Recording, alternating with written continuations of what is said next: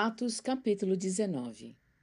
Enquanto Apolo estava em Corinto, Paulo seguiu caminho pelas montanhas e chegou a Éfeso, onde encontrou alguns discípulos. Assim que ali chegou, perguntou a eles: Vocês receberam o Espírito Santo quando creram? Vocês o acolheram no coração? Ele está mesmo em vocês? Nunca nem ouvimos falar de Espírito Santo. Deus dentro de nós?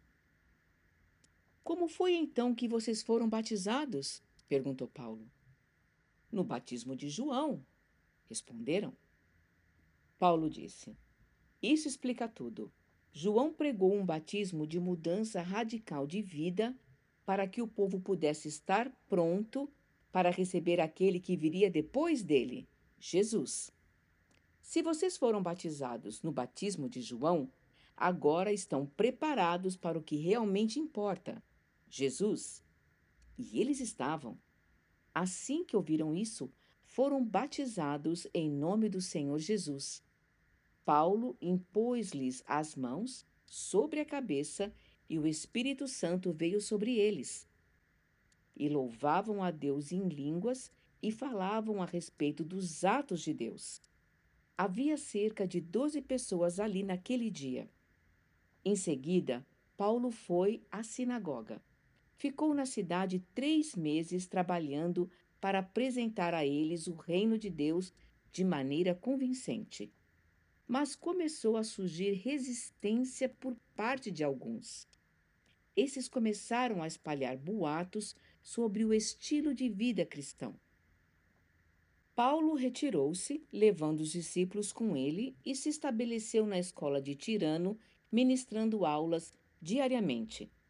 Fez isso por 2 anos, dando a todos na província da Ásia, judeus e gregos, ampla oportunidade para ouvir a mensagem de Jesus. Deus fez coisas poderosas e incomuns por meio de Paulo. A notícia se espalhou e as pessoas começaram a trazer peças de roupas, lenços, mantas e coisas semelhantes para que tocassem com elas Paulo e depois os doentes. Foi impressionante. Os doentes eram curados e restaurados. Alguns exorcistas judeus itinerantes estavam na cidade e tentavam fazer o que pensavam ser o jogo de Paulo. Mencionavam o nome do Senhor Jesus às vítimas de espíritos malignos, dizendo: Domino você pelo Jesus pregado por Paulo. Os 7 filhos de um tal de Seva, sacerdote principal judeu, tentaram fazer isso com um homem, e o espírito maligno respondeu: Conheço Jesus e já ouvi falar de Paulo, mas quem são vocês? E então o possesso ficou enlouquecido, pulou sobre os exorcistas, que levaram uma boa surra e ficaram com a roupa rasgada. Nus e sangrando, eles fugiram dali. Esse fato se tornou conhecido em toda Éfeso entre os judeus e gregos. Espalhou-se a convicção de que Deus estava por detrás de tudo aquilo. A curiosidade a respeito de Paulo transformou-se em reverência pelo Senhor Jesus. Muitos dos que creram abandonaram a feitiçaria. Magos e feiticeiras vieram com seus livros de feitiço e fizeram uma fogueira imensa com eles. O valor dos livros chegou a 50.000 moedas de prata. Assim, ficou evidente que a palavra do Senhor Jesus fora vitoriosa em Éfeso. Depois disso, Paulo decidiu que era tempo de ir às províncias da Macedônia e da Acaia e de lá para Jerusalém. Ele disse: Vou para Roma, preciso ir para lá. Ele enviou 2 de seus assistentes, Timóteo e Erasto, para a Macedônia, mas ficou na Ásia para resolver alguns assuntos. Antes de partir, correu em Éfeso um grande tumulto a respeito do que era conhecido como o Caminho. Certo ourives, Demétrio, chefiava um negócio de manufatura de relicários da deusa Ártemis e empregava muitos artesãos. Ele reuniu seus empregados e outros que lhe prestavam serviços e disse: Homens, vocês sabem que temos um bom negócio aqui e já viram como Paulo se intromete no que fazemos para nos desacreditar, afirmando que não existem deuses feitos por mãos humanas. Muita gente o apoia, não apenas aqui em Éfeso, mas por toda a província da Ásia. Não apenas nosso negócio corre o risco de ir à falência, mas o templo da nossa famosa deusa Ártemis, que acabará em escombros quando a sua reputação gloriosa se for. Não se trata de um assunto local. O mundo inteiro adora a nossa Ártemis. A multidão então perdeu a cabeça. Correram à rua gritando: Grande Ártemis dos Efésios! Grande Ártemis dos Efésios!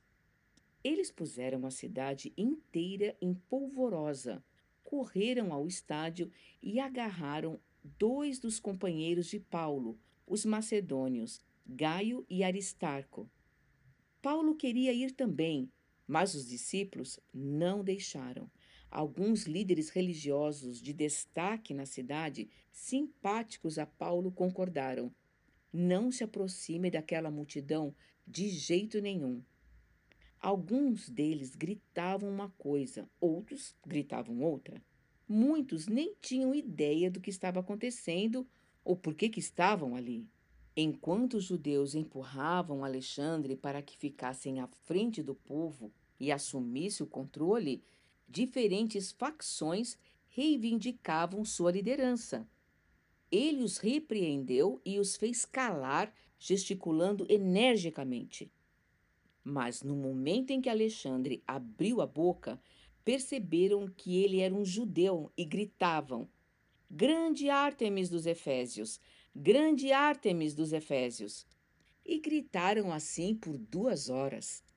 Finalmente, o escrivão da cidade fez a multidão se aquietar e disse: Caros compatriotas, será que alguém em algum lugar não sabe que a nossa querida cidade de Éfeso é a protetora da gloriosa Ártemis e da sua imagem sagrada de pedra que caiu do céu? Considerando que isso não pode ser negado, é melhor que cada um de vocês vá cuidar da própria vida. Tal conduta é indigna de Ártemis. Os homens que vocês trouxeram aqui não fizeram nada para prejudicar nosso templo nem a nossa deusa. Se Demétrio e sua associação de artesãos têm alguma queixa, poderão apresentá-la no tribunal e fazer as acusações que quiserem. Se alguma coisa mais os está incomodando, reclamem nas reuniões regulares da administração da cidade, deixando a questão a cargo dela. Não há desculpa para o que se aconteceu hoje, pois pusemos a cidade toda em risco. Lembrem-se de que Roma não vê os agitadores com bons olhos. Com isso, o povo se dispersou.